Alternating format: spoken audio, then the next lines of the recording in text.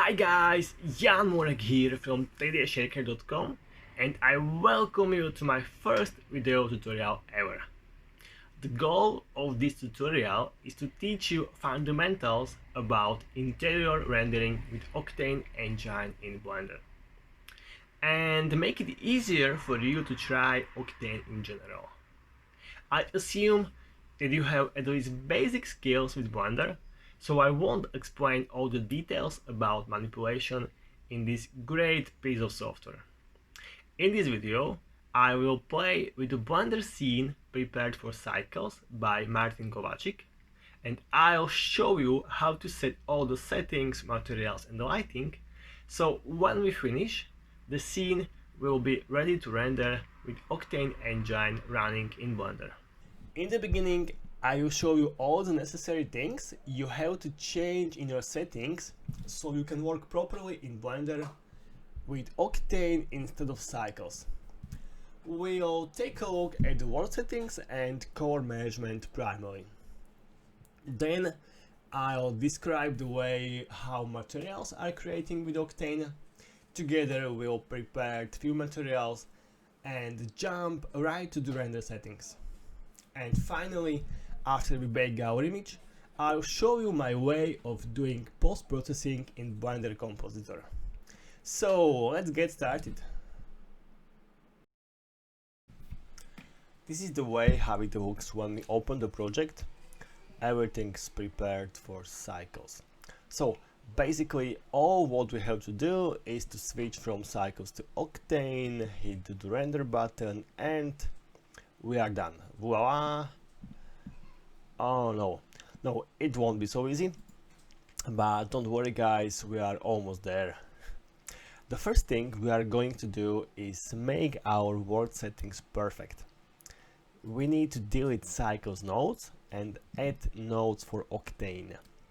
At first image texture node and let's search for HDI texture. Okay, here is it. Now we add the texture environment node and connect them together.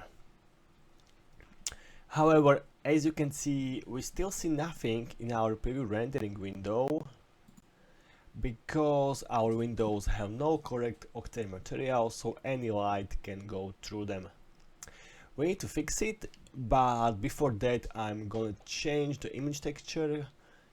I'm going to change the image texture gamma value to 1 and restart preview rendering. Okay, finally now we can see something. In the next step I will add a 3D transform node so we can rotate our HDI texture. In cycles you use degrees to rotate HDR, but with Octane you rotate it with centimeters. Alright, world settings are done for the moment, but we see that everything is too bright, so let's look at the color management.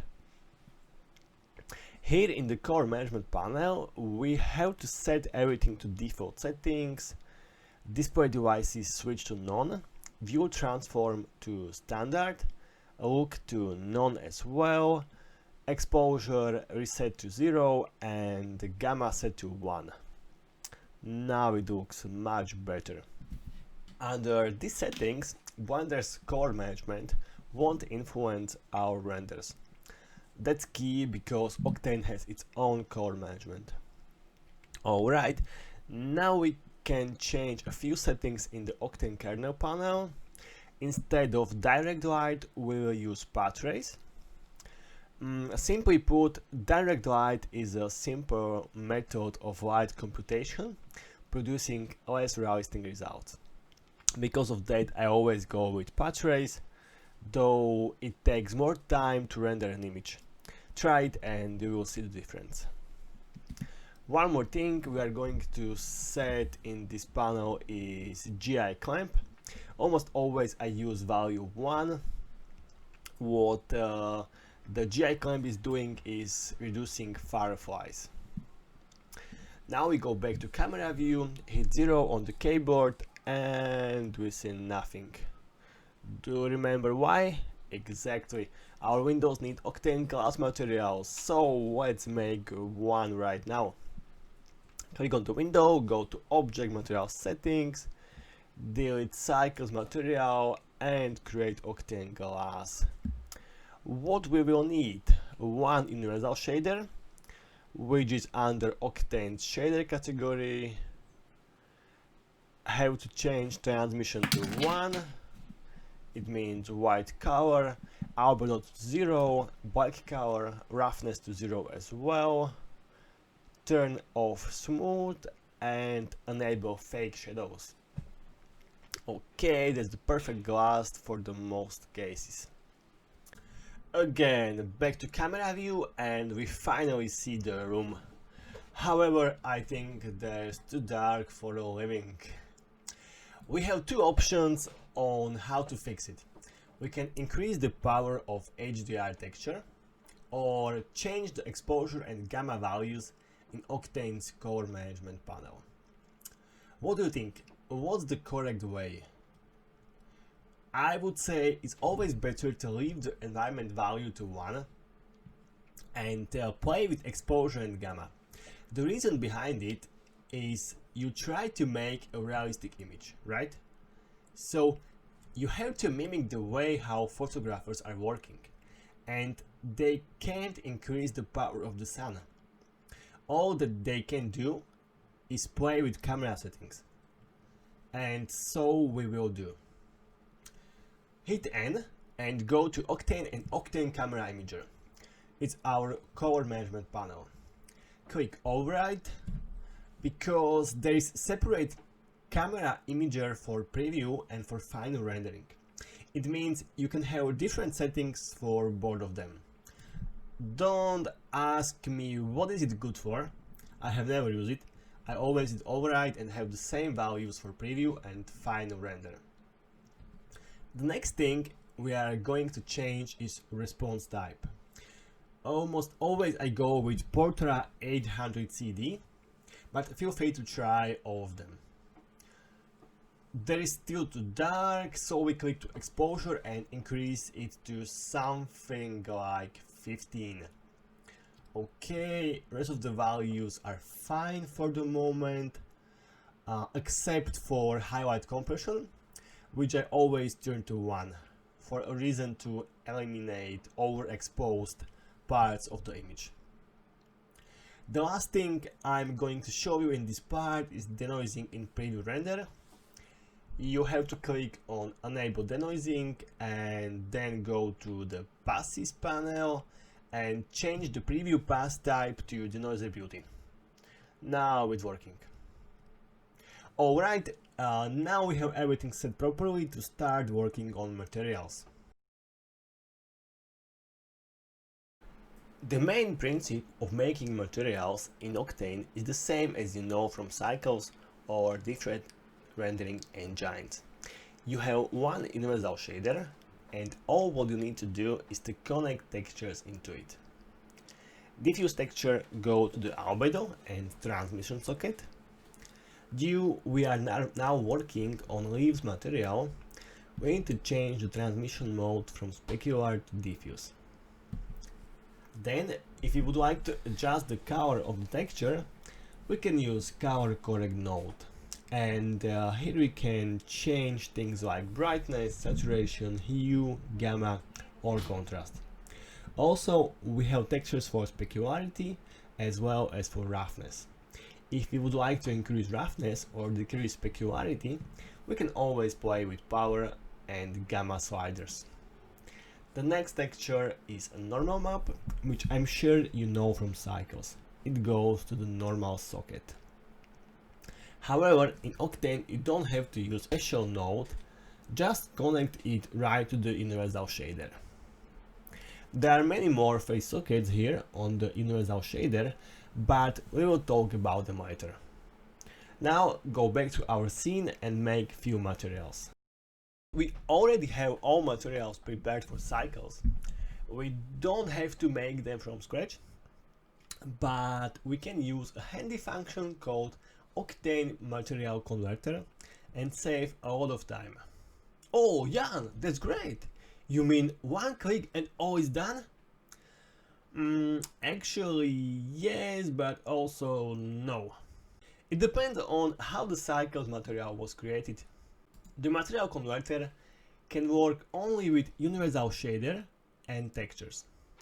It means that before we can use it, we have to delete all the extra nodes.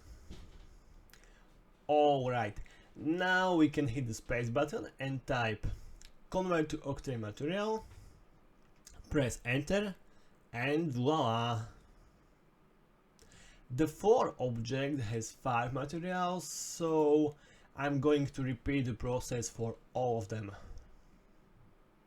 In this video I won't make all materials in the scene, just a few of them to show you the general way of making Octane's shaders.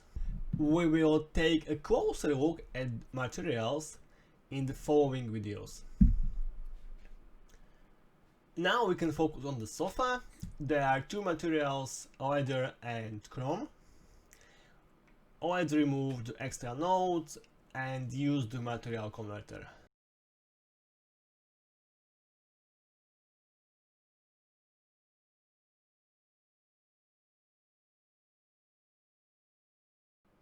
Alright, I see that scale of textures is wrong, so let's add a full transform node, connect it with textures and change the scale. The next material is chrome. That will be very fast. Metallic to 1, roughness to 0 and disable smooth. In cycles you apply smooth for an object, but here in Octane you do it for a material. I'm going to speed it up a bit because I will do the same things for each object.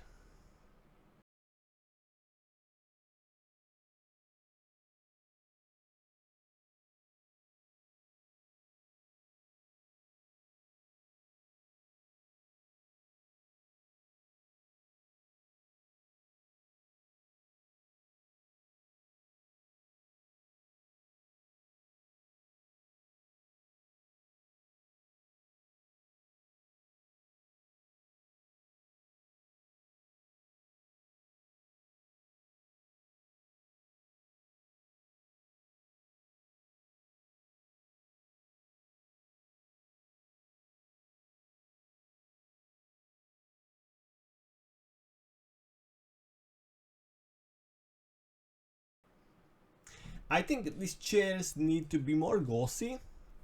We can control it by adjusting our textures with power and gamma sliders. Let's open up a new scene where I will show you how power and gamma sliders actually work. So we have a shiny Susan here and one universal shader.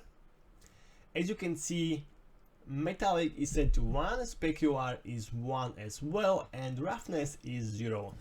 So we have perfect glossy material. If I would like to control roughness with the texture, I plug a texture to roughness socket, and now I can play with power and gamma sliders. What power option does is controlling the strength of influence of the texture to your material. If we change the value for power to 0, we will have perfect glossy material without any roughness.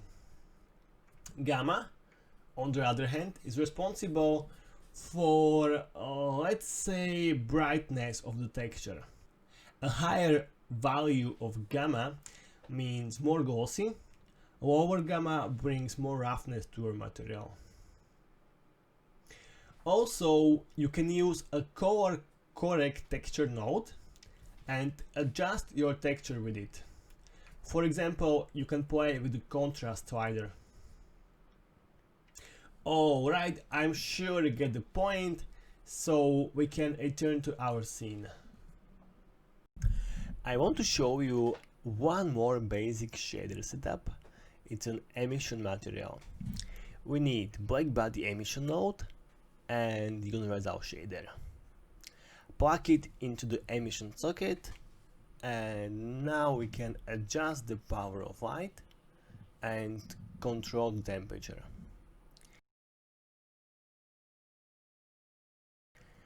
I'm sure you have a decent idea of the process of making materials for Octane in Blender now. Of course, there are much more things to learn about it, but now you can start and make basic materials on your own. Welcome to the rendering part of this tutorial. Let's fire up the preview rendering and we can start to make it awesome. The great thing about Octane engine is that rendering settings are very simple. You can achieve excellent result just with few clicks here in the Octane kernel panel. And actually most of them we set at the beginning of this tutorial. So I just summarize what's important. For realistic result, go with path trace. The number of samples depends on your scene. I set 1500 in this case. Max diffuse depth, max glossy depth and max scatter depth. These settings are similar to light paths in cycles.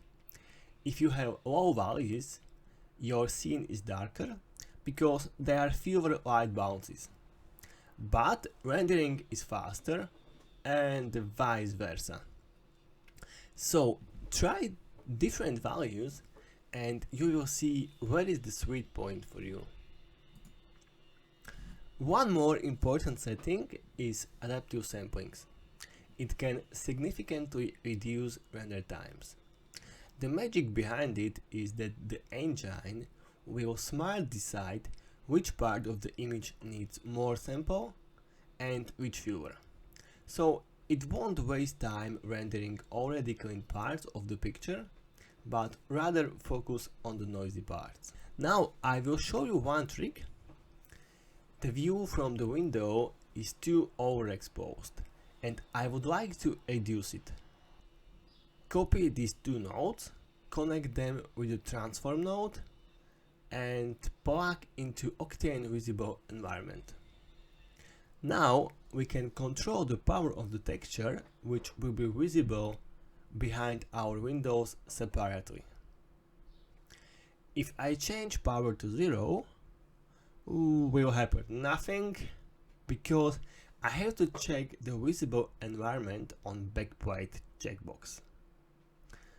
Let's try 0.5 or 0.4. Okay, I think it works. What else to do? We can go to Octane camera imager and see what we can improve here. Exposure and gamma are fine, but we can play with vignetting. Also we can enable Octane post process. Again, hit override. Here I can show how the bloom and glare effect works. I think bloom is quite obvious.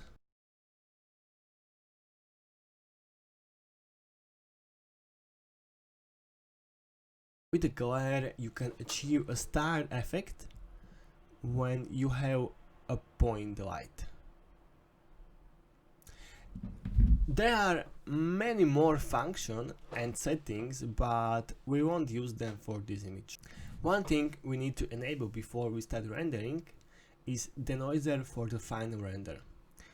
We go to passes and under denoiser section check beauty. When we are here we can also check a post-process checkbox, so we will be able to control the power of the bloom and glare effect in the post-process. Alright, I think we are done. Let's start the final render and move to the last part, focus on post-processing. When I'm rendering with Octane, I used to do most of my post-processing job in Blender Compositor.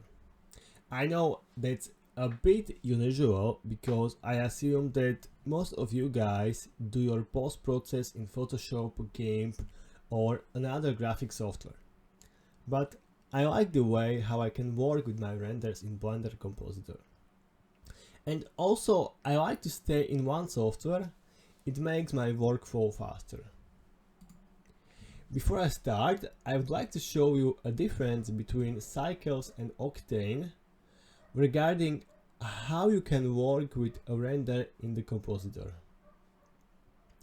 If filmic is enabled, Cycles renders behave like a JPEGs or another format with a shallow color depth. If you try to use, for example, a contrast node, you can use a higher number because very soon image will be overexposed. However, you can make a color adjustment of your renders also when you use Cycles for rendering, but at first you have to disable filmic, reset all values, and they play with the tone mapping. But this is a topic for a separate tutorial. On the other hand, Octane's renders seems to have full color depth, and so you have much bigger freedom with compositor adjustments. The reason behind it is that Cycles and Octane has different color management. In the Blender compositor you can make real magic. There is plenty of things you can do with your render, especially when you activate various passes that Octane offers. In this video I will focus on what I usually do after my image is baked. The first thing is to change this to Octane Denoisability. Then I add a color correction node and play with these sliders. This node gives you perfect control over your image. You can make changes for each color channel separately or influence all of them at once. Also, you can independently adjust values for highlights, midtones or shadows. Look how does it work in action.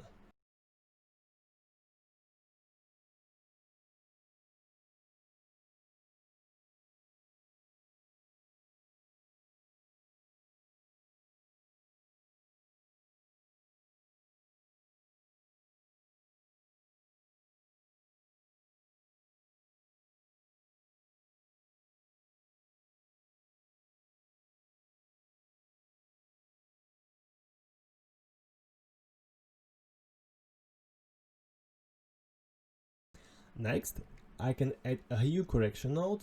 That's a great tool for the color correction of your artwork. As you can see, we can make adjustment for each part of the color spectrum alone. We can tweak hue, saturation and values.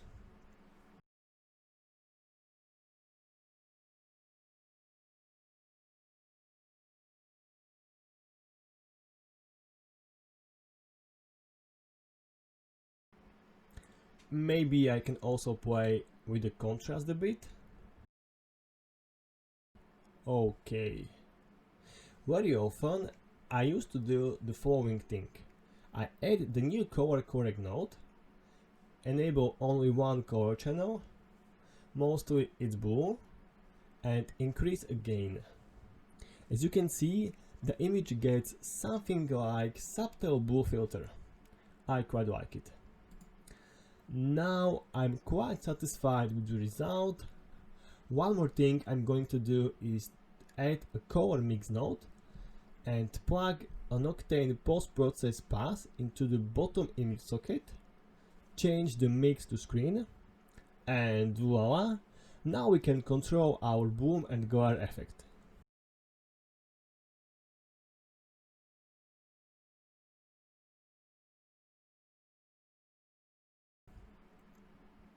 My final touch is to make the image a bit more crispy, and I would like to achieve it by adding a filter node, changing soften to sharper and decrease the power to something like 0.1.